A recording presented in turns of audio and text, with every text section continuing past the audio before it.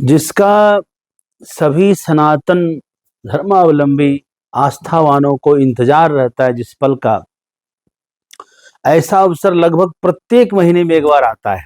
और आप सबको भी इंतजार होना चाहिए, हर आस्थावान को होना चाहिए कि हम शुभ कर्म कब करें। जितने भी मुहूर्त महीने भर में आते हैं, मुझे लगता है सबसे बड़ा मुहूर्त शुभ कार्यों के लिए यही होता है। ये कौन सा मुहूर्त है? इसको व्यतिपात योग कहते हैं। व्यतिपात योग का इंतजार बड़े बड़े धर्मात्मा को रहता है कि इस महीने का पुण्य हम कब करें, इस महीने में पुण्य कब करें। तो ये प्रत्येक महीने लगभग 27 दिन में आता ही है, और इस बार भी आ रहा है। तो आप जरूर इसमें चूकना नहीं चाहिए, क्योंकि व्यतिपात योग के दिन किया गया जप तप व्रत दान 1 लाख गुना प्रभावी होता है। मुझे लगता है कि इस दिन आदमी को हर काम को थोड़ा अवॉइड करके, मौका निकाल कर कहीं इधर उधर घूमने की बजाय इसमें समय देना चाहिए। थोड़ा काम से थोड़ा 2-4 घंटा उसकी छुट्टी लेकर के भी सही, लेकिन इसमें यदि समय देते हैं तो आप अपना जीवन बदल सकते हैं, अपना भविष्य सुधारा जा सकता है। इसमें किया गया जप तप अनुष्ठान व्रत सब आपको लाख गुना फल देने वाला है। आप देखिए, सुनिए, लिखा है व्यतिपाते तो यद दत्तम जपम जपतम होमस्य यद कृतम।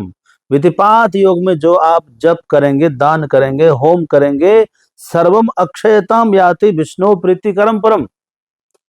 ये स्कंद पुराण का प्रमाण है। ये सब अक्षय फल देने वाला है और श्री हरि की प्रसन्नता प्रीति भी मिलने वाली है। व्यतिपाते स्नान दानम जपो होम सुरार्चनम अक्षय फलम आपनोति नात्र कार्य विचारणा। व्यतिपात योग में क्या करना है कि स्नान करना है। स्नान कैसे करना है? फिर दान करना है, फिर कहते हैं जप करना है, मंत्र का जप। अपने मंत्र को जागृत करने का इससे अच्छा अवसर नहीं हो सकता। यदि आपको मंत्र जाप में मन नहीं लगता है तो व्यतिपात योग का इंतजार करिए और इस दिन मंत्र का जाप करिए। 1 लाख, एक माला बराबर 1 लाख माला, ऐसा फल मिलने वाला है। व्यतिपात योग अभी मैं बता दूं आने वाला है। व्यतिपात योग कब आने वाला है? 11 अगस्त 2026 दिन मंगलवार को शाम को 6:52 से व्यतिपात योग का प्रवेश हो रहा है, और यह 12 अगस्त दिन बुधवार को शाम को 3:26 पर संपन्न हो जाएगा व्यतिपात योग।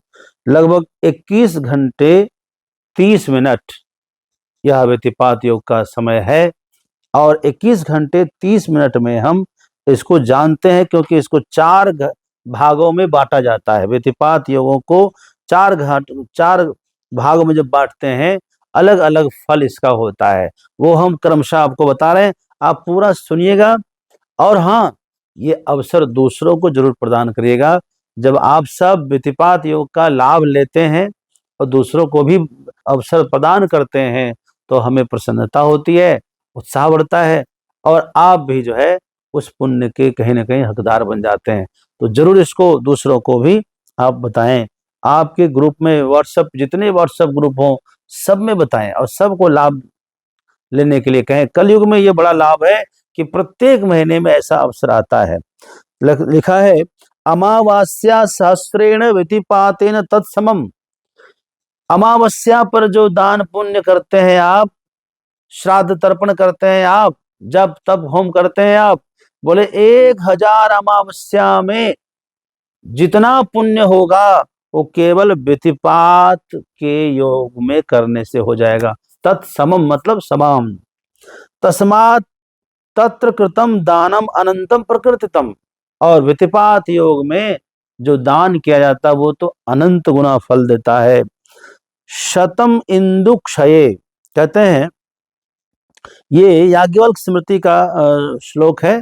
शतम इंदु क्षये दानम, अर्थात कहते हैं चंद्र ग्रहण के समय दान करने पर 100 गुना। सहस्रम तो दिनक्षय, सूर्य ग्रहण पर दान करने से 1000 गुना। विश्व कहते हैं कि, और विषुवत योग में शत सहस्त्रम अर्थात लाख गुना फल होता है, और व्यतिपातम तो अनंतकम, और व्यतिपात योग में दान करने से अनंत गुना फल मिलता है। इसलिए व्यतिपात योग को आइए समझते हैं, कब से कब तक है, इसके 4 भाग कैसे होते हैं। तो इसमें एक भाग होता है उत्पत्ति का भाग, दूसरा होता है भ्रमण काल, उत्पत्ति काल, भ्रमण काल, और पतन काल मतलब नीचे गिरते हुए, और पतित काल बिल्कुल अंतिम समय। ये 4 भागों में इसको बांटा गया है। तो आइए इस चारों भागों को अच्छी तरह से समझते हैं। जैसा कि मैंने बताया था कि 11 अगस्त मंगलवार को शाम 6:52 यानी लगभग 7 बजे में शुरू होकर के यह 12 अगस्त बुधवार को 3:26 मतलब 3:30 बजे तक यह रहने वाला है। इसी में हमको 4 भागों में इसके फल को जानना है। देखिए, उत्पत्ति काल लगभग 22 नाड़ी का होता है, न मतलब 22 घटी का। एक घटी जो है तो 24 मिनट की घटी होती है, आप देख लीजिए। और 2.5 घटी का 1 घंटा होता है। शाम के 7 बजे यानी 11 अगस्त को शाम के 7 बजे से 9 घंटा जोड़ दें तो लगभग सुबह के 4 बजे तक उत्पत्ति काल है। ठीक है। उसके बाद भ्रमण काल शुरू होता है 21 घटी का, मतलब लगभग 8 घंटे 24 मिनट का। ये है आपका भ्रमण काल। और भ्रमण काल यदि हम जोड़ें वहां से सुबह के 4 बजे से 8 घंटा 24 मिनट जोड़ दें तो लगभग 12:15 बजे तक, 12:15 तक क्या होगा, ये भ्रमण काल यानी मध्यकाल रहता है। फिर जो है या 12 अगस्त को जो पतन काल शुरू होगा वो होता है 10 घटी का। 10 घटी मतलब होता है 4 घंटा, यानी 12 बजे के बाद 4 घंटा और जोड़ देंगे तो यह हो जाएगा 4:15 तक। और अंतिम पतित काल होता है 7 नाड़ी का, लगभग 2.5 घंटा। लेकिन इस बार इतना समय व्यतिपात योग है नहीं, जितना समय है लगभग 22 घंटा, लगभग 21 घंटा 30 मिनट, इसी में हमको चारों काल को बांटना है। तो जहां हमारा उत्पत्ति काल 9 घंटे का है उसको हम 1 घंटा और पहले मान लेते हैं।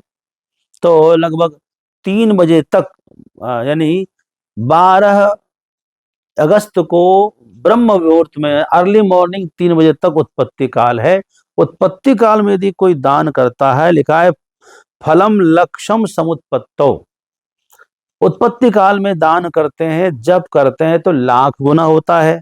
अब आइए भ्रमणे कोटिरुच्यते, उसके बाद भ्रमण काल जो है वहां से रात के 3 बजे से 8 घंटा और जोड़ दीजिए तो क्या हो जाएगा, कितना हो जाएगा, 8 3 11, लगभग 11 बजे तक जो है भ्रमण काल है। 10:30 11 बजे तक भ्रमण काल। तो ब्रह्म वेला से लेकर के यानी 3 बजे से लेकर 11 बजे तक में भ्रमण काल है। इस काल में यदि आप दान करते हैं, जप करते हैं, तर्पण करते हैं, इसमें बड़ा अच्छा मौका है 12 अगस्त को, क्योंकि इस दिन अमावस्या भी है और इस दिन जो है व्यतिपात योग भी है। इस दिन तर्पण जरूर करना चाहिए। प्रातः पहले स्नान करिए। स्नान कैसे करेंगे, ब्रह्म मुहूर्त में स्नान करिए। कभी भी 3 बजे के बाद कभी भी आप स्नान कर लीजिए, 4 बजे कर लीजिए, 5 बजे कर लीजिए, 5:30 बजे कर लीजिए, सूर्योदय के से पहले पहले स्नान हो जाना चाहिए। तो ये विचार करके ब्रह्म वेला का स्नान कर लीजिए। और स्नान करने के बाद स्नान करते समय जरा हर हर गंगे बोल देंगे तो गंगा स्नान का फल भी मिल जाता है। या फिर स्नानीय जो जल है बाल्टी में, उसमें गंगे च यमुने चैव गोदावरी सरस्वती नर्मदा सिंधु कावेरी जलेस्मिन सन्निधिम कुरु करके फिर स्नान कर लीजिए। ये भी आप कर सकते हैं। स्नानीय जल में थोड़ा तिल भी डाल सकते हैं आप, ये भी करके आप स्नान कर सकते हैं। स्नान हो जाए तो स्नान के बाद तर्पण करना ना भूलिए आज, क्योंकि अमावस्या भी है, अभितिपात योग भी है। तर्पण कैसे करेंगे, वैसे तो हमने कई बार बता दिया है, फिर भी आपको मैं संक्षेप में बताता हूं कि तर्पण करने के लिए आप जो है सबसे पहले क्या करिए कि पूर्व दिशा में खड़े होकर के अपने इष्ट देव, अपने आराध्य भगवान को, श्रीमन नारायण को तर्पण कीजिए। पहले जल देना सबसे अच्छा माना जाता है, जल से किसी को तृप्त किया जा सकता है। तो ये जो है सामने ये जो है ये इसको देव तीर्थ कहते हैं। तो 1 लोटे में जल लेकर के यहाँ गिराएंगे तो यहाँ से गिरेगा। तो जल में क्या डाल सकते हैं? जल में आप तिल डाल सकते हैं, जल में आप जो है कोई सफेद पुष्प डाल सकते हैं, जल में आप जो है कुशा का एक टुकड़ा तोड़ के डाल सकते हैं, तो जल में आप थोड़ा सा दूध भी डाल सकते हैं। ये चीज है, नहीं है तो एक पुष्प रख दीजिए लोटे में और आप यहाँ से डालिए, यहाँ से गिराइए। भगवान का जो है जो भी मंत्र आपको याद आता हो, शांताकारम भुजग शयनम पद्मनाभम सुरेशम विश्वाधारम गगन सदृशम मेघवर्णम शुभांगम लक्ष्मीकांतम कमलनयनम योग गम्यम वंदे विष्णु भवभयहरम सर्वलोकैकनाथम, यह भी बोल सकते हैं। ये नहीं बोल सकते आप तो आप ओम नमो भगवते वासुदेवाय बोल दीजिए, अथवा गायत्री मंत्र बोल दीजिए। आप ये बोलते हुए भगवान को पूर्व दिशा में खड़े होकर यहाँ से जल गिराना है, ठीक है। फिर उत्तर दिशा में खड़े होइए। उत्तर दिशा में हमारे सारे ऋषि मुनि हैं, और ऋषि मुनि और हमारे गुरुजन जो आपने जिनसे आपने मंत्र लिया, उनके गुरु उनके गुरु उनके गुरु परंपरा के समस्त ऋषि मुनि उत्तर दिशा हिमालय में वास करते हैं। इसलिए हिमालय की तरफ उत्तर की तरफ खड़ा हो जाइए और जल यहाँ से गिराइए। ये ऋषि तीर्थ है, याद रखें, ये देव तीर्थ, ये ऋषि तीर्थ और ये पितृ तीर्थ है। पितरों को देंगे तो यहाँ से गिराएंगे, लेकिन हम ऋषियों को यहाँ से गिराएंगे। जल लीजिए, यहाँ गिराइए, यहाँ से गिरने दीजिए, ऐसे करके डालिए लोटा से, यहाँ से ऐसे गिरने दीजिए। इस प्रकार जो है हम ऋषियों मुनियों को तृप्त कर रहे हैं। गुरु ब्रह्मा गुरु विष्णु गुरुदेवो महेश्वर गुरु साक्षात पर ब्रह्म तस्मै श्री गुरुवे नमः। ध्यान मूलम गुरु मूर्ति पूजा मूलम गुरु पदम मंत्र मूलम गुरु वाक्य मोक्ष वालम गुरु गुरु कृपा। इस प्रकार गुरु मंत्र बोल दीजिए। अब आप दक्षिण दिशा में खड़े होइए और लोटे में फिर से जल लीजिए और लेकर के यहाँ से गिराइए। ये हमारा पितृ तीर्थ, याद रखें। और आप जो है अपने यदि आपके पिता नहीं है शरीर में तो पिताजी का नाम लेकर के, दादाजी का नाम, परदादा का नाम लीजिए। 3 पीढ़ी इधर और 3 पीढ़ी जो है ननिहाल की तरफ का, मामा का, नाना का, पर नाना का, ये भी आप बोल सकते हैं। तो इस प्रकार जो है आप देना चाहें जल तो आप उनको भी दे सकते हैं। एक साथ भी देना चाहें तो सर्व पितृभ्यो स्वधा, क्या बोलेंगे? सर्व पितृभ्यो स्वधा। समस्त पितृदेवता प्रसन्न हो, तृप्त हो। हे सुधा देवी, इस हमारे द्वारा दिए गए जल को हमारे पितरों तक पहुंचाने की कृपा करें। सुधा देव्ये नमः, यह भी आप बोल सकते हैं। सुधा सुधा का उच्चारण जरूर करें। तो यहाँ से आप जल गिराएं। कोई मंत्र नहीं आ रहा है तो ओम नमो भगवते वासुदेवाय, यह पितरों को बहुत प्रिय मंत्र है। ये यहाँ से जल गिराएंगे। यहाँ से दक्षिण दिशा में खड़े यह गिरना चाहिए। अब आइए, तर्पण हो गया, प्रणाम कर लीजिए सबको। और अपने इष्ट देवता कपड़े वस्त्र पहनने के बाद आप चाहे तो गीले वस्त्र में ही तर्पण कर दीजिए, कोई दिक्कत नहीं है। फिर वस्त्र आदि पहनने के बाद क्या करिए, अपने ठाकुर जी के पास, घर में जो आराध्य देव हैं, जो आपके आराध्य हैं, चाहे सगुण हो चाहे निर्गुण हो, उनकी वंदना करिए, स्तुति प्रार्थना करिए उनको। फिर उसके बाद स्तोत्र पाठ करिए, कोई न कोई स्तोत्र गाकर उनको जरूर सुनाइए। आज के दिन आप चाहें तो गीता के 7वें अध्याय का पाठ कर सकते हैं, गीता के 15वें अध्याय का पाठ कर सकते हैं, चाहे शिव तांडव स्तोत्र सुनाइए, चाहे निर्वाण अष्टकम पढ़ाइए सुनाइए, चाहे जो है नमामि शमिशान सुनाइए। जो भी आपके आराध्य हैं, है ना, उनको अपने हिसाब से अपने ठाकुर जी की साफ सफाई करके सुंदर पूजा करिए। पूजा करने के बाद जो है आप भोग लगाइए। ये काम हुआ। उसके बाद आपको पाने से पहले क्या करना है, दान जरूर करना है। तो दान जो है, मैं आपको बता रहा था कि उत्पत्ति काल जो है ब्रह्म मुहूर्त में 12 तारीख को 3 बजे तक, उसके बाद भ्रमण काल भ्रमणे कोटि 1 करोड़ गुना, और पतने शत कोटि 100 करोड़ गुना पतन काल में। पतन काल कब शुरू होगा? 11 बजे के बाद, है ना। लगभग ये 4 घंटे का होता है पतन काल, 10 घंटे का होता है। और उसके बाद जो है अंत में जो है 2 घंटा, यानी जब संपन्न होगा, कब संपन्न होगा? 3:30 बजे तक। 12 अगस्त को 3:30 बजे यह संपन्न होगा। उससे ठीक जो है जो है 2 घंटे पूर्व ले लीजिए, कितने बजे तक? 1 बजे के बाद। 1 बजे से 3:30 बजे के बीच में यदि आप दान पुण्य करते हैं तो कहते हैं पाते वे दत्तम अक्षयम, यह दान अक्षय होगा। अक्षय का मतलब समझते हैं कि इसे हमने पुण्य किया, और गलती से कोई पाप हो गया तो वो पुण्य हमारा बेकार हो सकता है।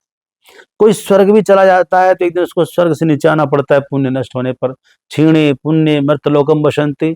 परंतु यदि कोई ऐसा पुण्य आपने अक्षय पुण्य कर लिया है जिसका नाश ही नहीं होगा तो कभी पतन होगा ही नहीं। तो अक्षय पुण्य का यही अर्थ होता है। व्यतिपात का योग के अंतिम क्षण में यदि आप दान करते हैं तो वह पुण्य अक्षय होता है जिसका कभी नाश नहीं होगा, कभी नहीं होगा। लिखा है उसको जन्म जन्मांतरों में, कल्प कल्पांतरों में सूर्य भगवान सूर्य साक्षी रहते हैं और उनको किए हुए पुण्य का फल हर जन्म में देते रहते। अक्षय पुण्य प्राप्त का यही फल होता है।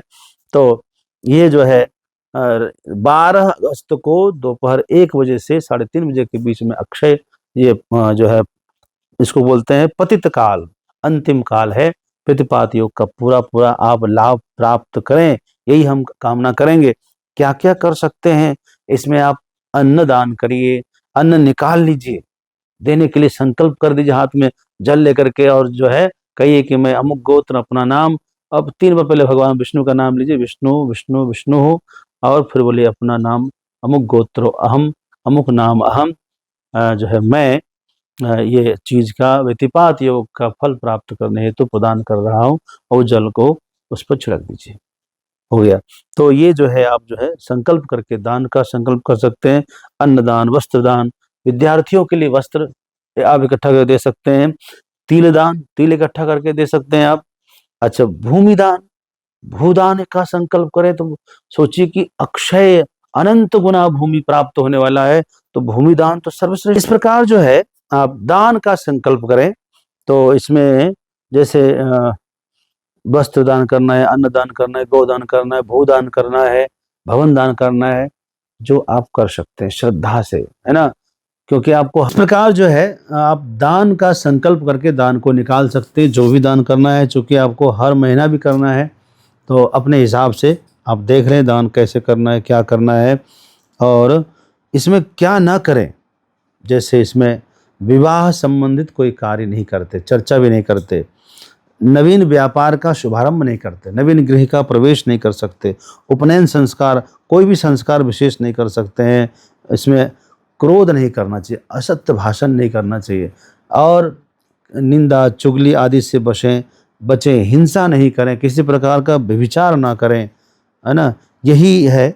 और गलत खान पान से बचें, क्योंकि इस समय में सूर्य और चंद्रमा इन दोनों का जो है असामान्य स्थिति दोनों की होती है जब व्यतिपात योग आता है। व्यतिपात 27 प्रकार के योग होते हैं, उसमें सबसे खतरनाक है व्यतिपात योग। आपने कई प्रकार के योग सुना होगा, इसमें 17वें नंबर का यह योग आता है। कभी चर्चा इस पर भी करेंगे हम अगले वीडियो में कभी। तो आपके लिए मंगल कामना करता हूँ, इसका लाभ उठाइए।